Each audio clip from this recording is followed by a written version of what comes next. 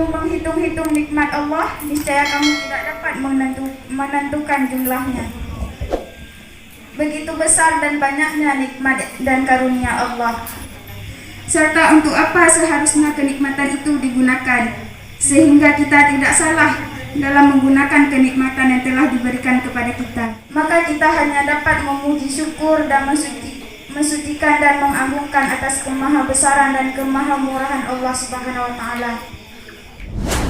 Yang menjalani hidupnya dengan kesabaran, berusaha dengan maksimal, ketekunan, dan bersyukur atas segala nikmat dari Allah.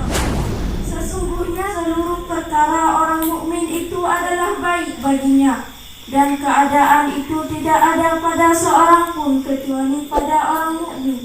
Jika ia mendapat kemudahan, maka ia bersyukur, dan hal itu adalah kebaikan baginya. Dan jika ia